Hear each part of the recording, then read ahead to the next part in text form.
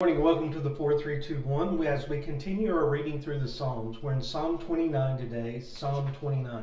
Join us as we read this psalm together. Ascribe to the Lord, O sons of the mighty.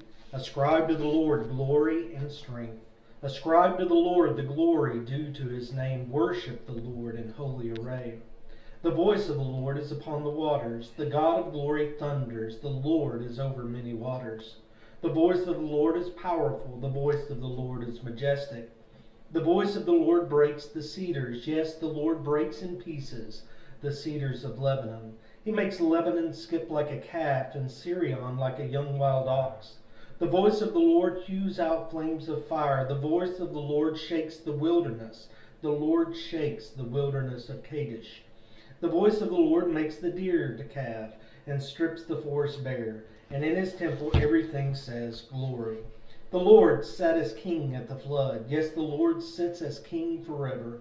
The Lord will give strength to his people. The Lord will bless his people with peace. Guys, what do you see?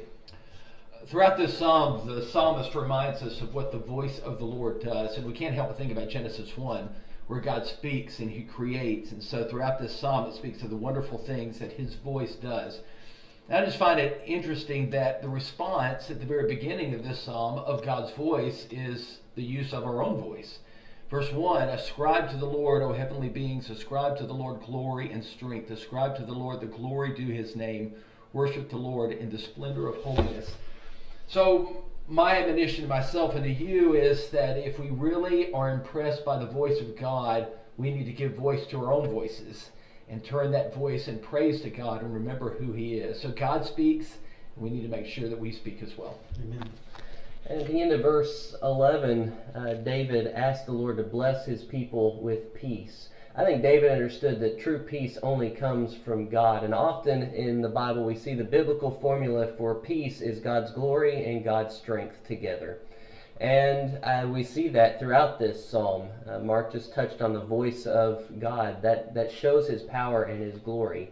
But the same holds true for us today. True peace only comes through the glory and the strength of Jesus.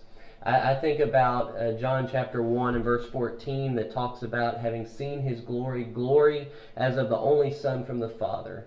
That's Jesus. Or I think about the miracles that he performed. I think about Jesus on the Sea of Galilee when he calmed the storm.